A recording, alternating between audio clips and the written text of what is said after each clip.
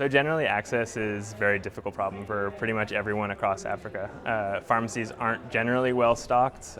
When they are, things can be very expensive, and the lack of primary care access in communities leads to a lot of self-medication, which is a big burden on the healthcare system. So as a patient, I walk into a pharmacy. Basically, I assume that I have malaria. Whenever I get sick, I buy Coartem or some other product to treat my malaria, and of course it doesn't help me because I actually have the flu or some other condition.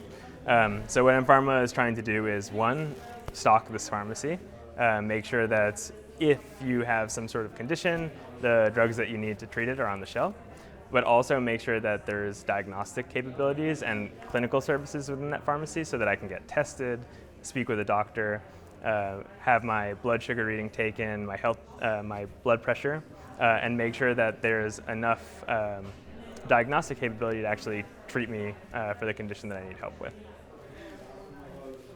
So we try to answer 3 core questions when we show up to work every day. What if every community had a pharmacy that was well stocked? What if that pharmacy could serve as the foundation for a primary care capability in the community that it serves? And what if you could walk out of that pharmacy with treatment that you could actually afford? What we do in each of the pharmacies where we work is we implement a program called Mutti. Mutti is our patient loyalty program, and it allows us to create an audience of patients where we can predict demand. So as we scale out our pharmacies across the continent, that gives us the ability to aggregate demand, which reduces the prices for the most important products in our portfolio. There are pharmacists that are not working full-time. They're between educational positions and working in the pharmacies, and some of them lack either retail training or some of the more patient care aspects of the work. And their pharmacies are generally staffed by MCAs or medical counter associates that are quite untrained. So stepping into these pharmacies, making sure that we're bringing up the level of expertise in these facilities so that a patient can walk in and build trust with the place where they're actually getting care is really important. So I think that's one of the main issues. I think funding, making sure that we can supply the drugs that we need to get into that pharmacy at the right cost, the right product at the right time. These are just difficult technical problems that require a lot of effort on our part. When we talk about the relationship between private companies and why it's so important to work in the private sector, we usually use this example of a pharmacy that we're working with in Ghana called Willie King's Pharmacy. So it's been around for about 40 years. It was started by a couple, and they got distracted. The work got very difficult for them, and the business declined over the years. Lost a lot of trust in the community. Last year, the son of that couple approached mPharma to help us to get us to help them to revitalize the pharmacy through the Quality RX model. And just within about 6 months, we've seen the sales in that pharmacy quadruple. We are now treating about 2,000 patients every month out of that pharmacy through the clinical care Mutti doctor program.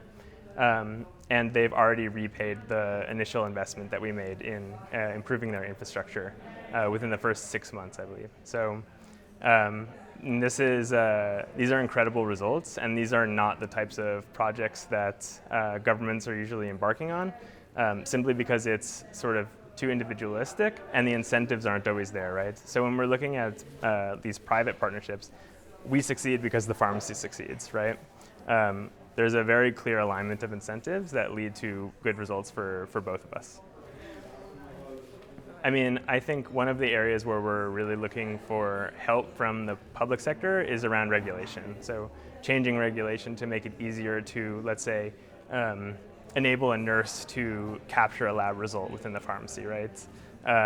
Changing regulation to make it easier for frontline health workers to do their jobs. More guidance around data regulation and privacy for patients so that we can make sure the people we're working with are protected. And I would say there's obviously opportunities for funding. I think we're in a very unique space where we kind of straddle the line between some of the work that AIDS organizations are doing and, of course, private companies. It's very important that we build a sustainable business, but, of course, there are opportunities to make an impact in rural areas or other areas where governments are definitely interested in increasing infrastructure, and that's the kind of work that we're already doing day to day. Start with the patient. Build technologies that are really going to help the patient, make sure that they're accessible, make sure that people understand the initiatives that you're employing. Yeah, I mean, I think it all comes down to making sure that you're building technology and services that are impacting patient outcomes. I mean, I come from the American context where healthcare is obviously so expensive, right? Like, we have an insurance system that's very heavily burdened. Where we're working in Africa, there is no insurance like infrastructure, right? So I think as we look to mature that industry, I mean, there are opportunities to really think from the ground up about how insurance works, right? Microinsurance is a good example. At mPharma, we have something called Heal Now, Pay Later, which is a sort of like buy now, pay later scheme that patients can come and get the treatment they need, interest-free, and then just pay over time. So like, financial innovations like these can really help people who can't afford or don't have insurance.